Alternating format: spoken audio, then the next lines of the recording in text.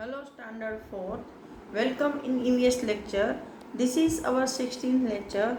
In previous lecture we have completed our chapter number 3, A Day with Nandu, and started a story of Amrita, chapter 4, and we have learned some about this about a village of Rajasthan.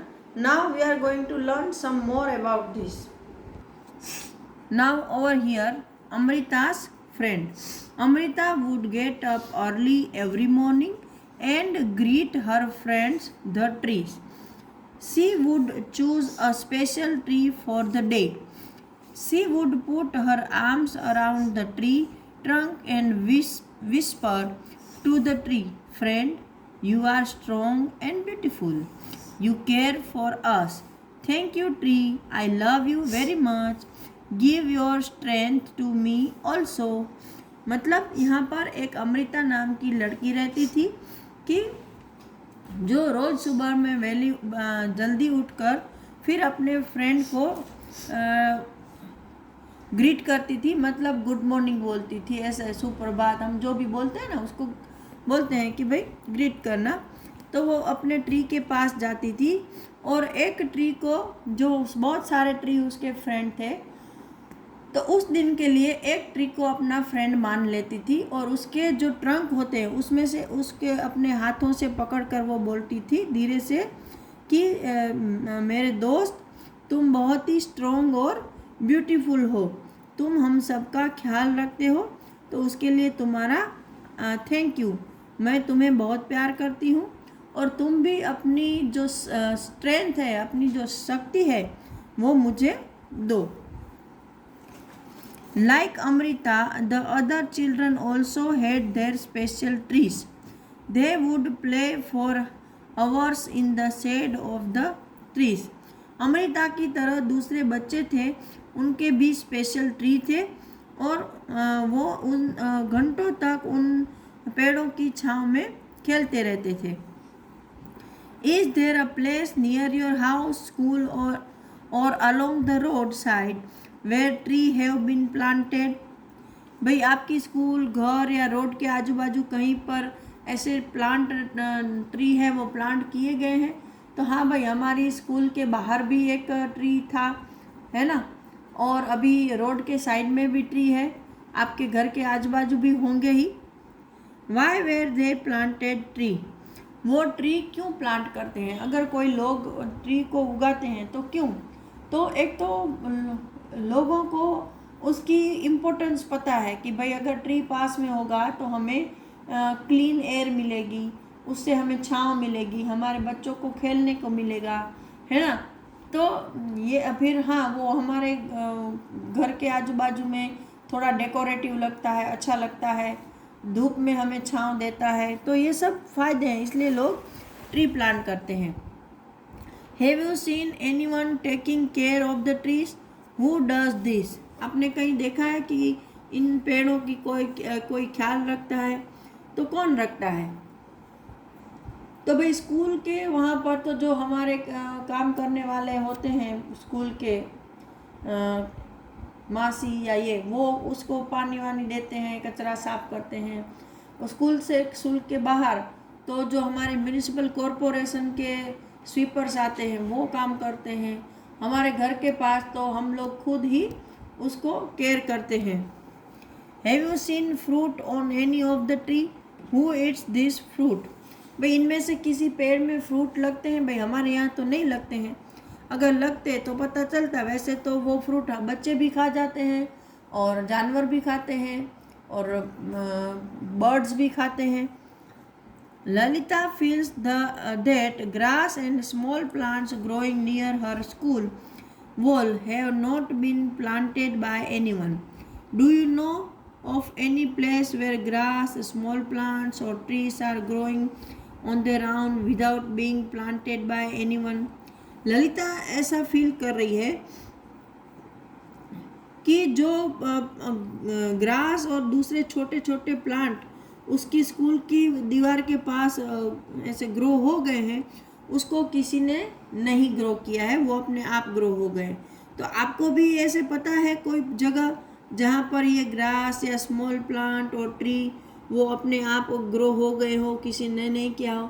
तो particularly in the forest, जंगल में ऐसा होता है कि plant अपने आप grow करते हैं। फिर विलेज के बाहर का हिस्सा है जहाँ ओपन एरिया, जहाँ पे लोग नहीं रहते, ऐसे एरिया में, गांव के बाहर का एरिया है। फिर हमारे घर के सामने अगर कोई प्लॉट ऐसे ही खाली पड़ा है तो उसमें रेनी सीजन में अपने आप प्लांट ग्रो हो जाते हैं, right. Why do you feel they are growing on their own? आपको क्या लगता है कि वो अपने आप क्यों ग्रो होते होंगे? तो भाई मेन रीज़न है कि plant are growing from the seed. तो कोई पंछी, कोई इंसान, कोई जानवर वहाँ पर किसी भी तरह किसी भी प्लांट के ट्रीज सीड्स फेंक गया होगा बाय चांस। जैसे पंखी अपना वहाँ पर सीट करते हैं, एनिमल सीट करते हैं, तो वहाँ पर उसके सीट के थ्रू छोटे छोटे सीड्स आ जाते हैं। फिर लोग कचरा फेंकते हैं, उसमें अलग अलग तरह के वेजिटेबल्स और फ्रूट्स के सीड्स आते हैं, तो ऐसे फैलते हैं। तो ऐसे वहाँ पर प्लांट ग्रो हो जाते हैं। Trees in danger. Time went by. Amrita was now grown up. One day she went to greet her tree. She saw that there were some strangers in her village. They had access with them. They said that the king had sent them to cut trees for wood. The wood was needed for building the king's palace. अभी क्या हुआ कि trees in dangers मतलब उसके पेड़ कैसे खतरे में आ गए। तो बहुत टाइम बीत गया। फिर अमृता बड़ी हो गई और एक दिन उसने क्या देखा कि जब वो अपने ट्री को ग्रीट करने गई, मतलब उससे मिलने गई, उसके साथ बातचीत करने गई, तो उसने देखा कि वहाँ पर कुछ अनजाने लोग विलेज में आए थे और उनके हाथों में कुल्हाड़ियाँ थी और वो बोल रहे थे कि हमें राजा ने भेजा है इस ट्री को काटने के लिए। क्यों काटने हैं?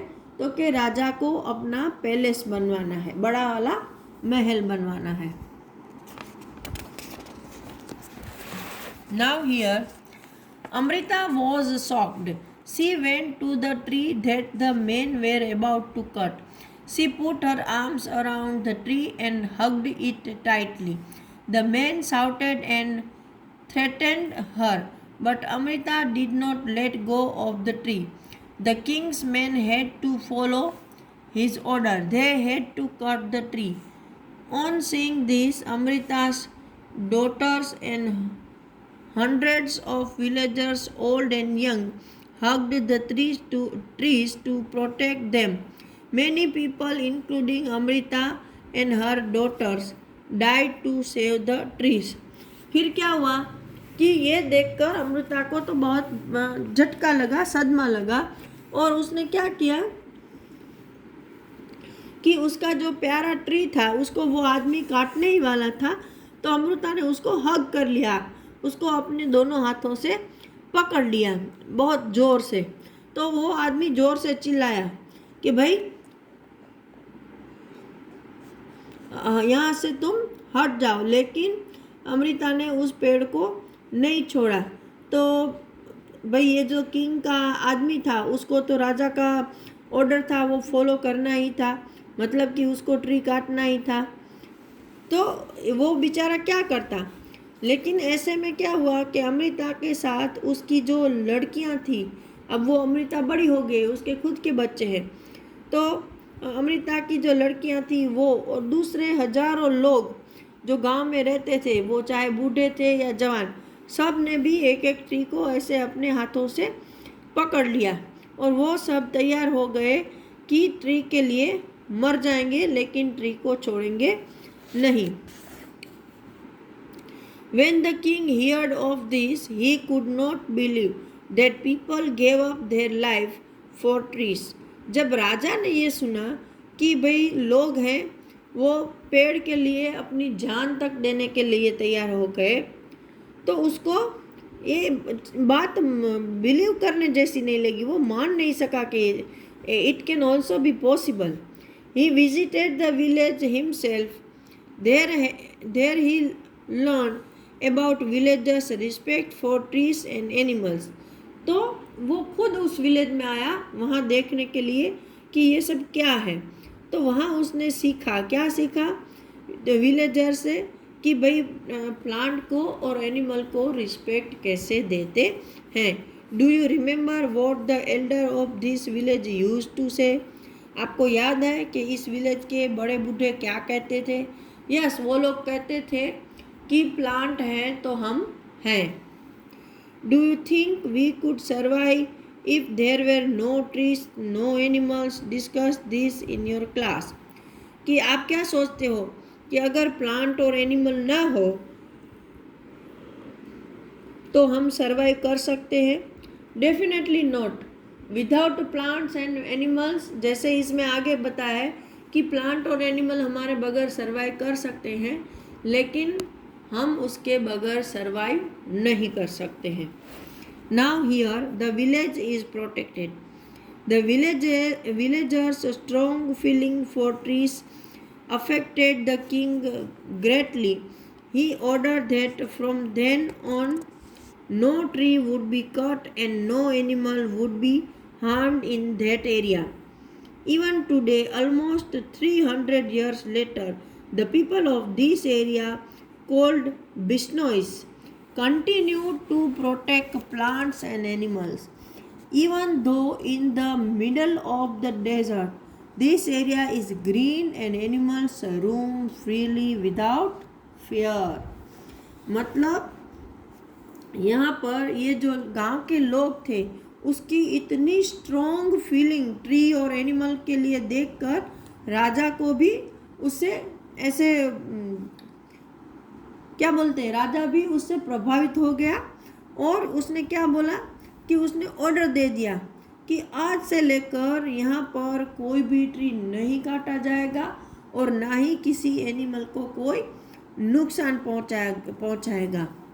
तो उस टाइम से अभी तक बहुत साल गुजर चुके हैं, तो शायद 300 इयर्स आज हो चुके हैं उस बात को, लेकिन आज भी इस एरिया के लोग हैं वो प्लांट और एनिमल को कंटिन्यू प्रोटेक्ट करते आ रहे हैं। और वो गांव के जो लोग हैं उसको बिश्नोई बोलते हैं, बिश्नोई। आपको पता होगा कि शायद आपने डिस्कवरी में इसके बारे में पढ़ा होगा या उसका सीन भी देखा होगा। वहाँ पर पीकॉक, हिरन ये सब फ्रीली घूमते हैं। And animal, plant and animal को वो आज भी प्रोटेक्ट करते हैं। और पूरे डेजर्ट के बीच में ये एरिया है। डेजर्ट के बीच में होने के बावजूद ये एरिया ग्रीन है, वहाँ पर बहुत सारे प्लांट हैं और वहाँ पर जो एनिमल है वो बिना किसी डर के वहाँ पर फ्रीली घूमते हैं। Do you remember that in class 3 you had made a tree your friend? How is your friend now? मतलब जब इस साल हमारे यहाँ NCERT आई है, लास्ट ईयर तो नहीं थी, सो उसमें ऐसा कुछ होगा कि भाई आपको एक ट्री को अपना फ्रेंड बनाना था। तो ये पूछ रहे हैं कि भाई लास्ट ईयर आपने एक प्लांट ग्रो किया था और उसको अपना फ्रेंड बनाया था, तो अब आपका फ्रेंड कैसा है? तो we don't know because we have not planted tree in the last year. Why don't you make a new friend this year? Have you seen how your friends the trees change in some ways in different months of a year? तो ये बोल रहे हैं कि आप इस साल भी एक नया फ्रेंड क्यों नहीं बनाते हो? मतलब जैसे पिछले साल 3rd स्टैंडर्ड में आपने एक प्लांट ग्रो किया था और उसको संभाल के रखा और आज वो शायद बड़ा प्लांट ट्री बन गया होगा, तो इस साल भी आप ऐसे एक प्लांट को अपना फ्रेंड बनाओ, उससे बातें करो, उसको ग्रो करो, उसको पानी दो, खाद दो, और फिर जो प्लांट आपका ग्रो हो चुका है, जो ट्री है आपका फ्रेंड है, उसमें एक साल में कब कब क्या क्या चेंजेस आते हैं और किस तरह से आते हैं वो नोटिस करो। Right about any one tree. अभी यहाँ पर आपको किसी भी एक ट्री के बारे में लिखना है। Does the tree flower? मतलब इस ट्री को फ्लावर है, तो जब हम इमेजिन करके लिखेंगे, suppose I am going to write about the mango, so yes it has flower in summer season. Do the flower remain on the tree throughout the year? No. यहाँ पर mango में throughout the year flower नहीं रहते हैं। In which month do their leaves fall, उसके पत्ते कौन से मंथ में फॉल हो जाते हैं? तो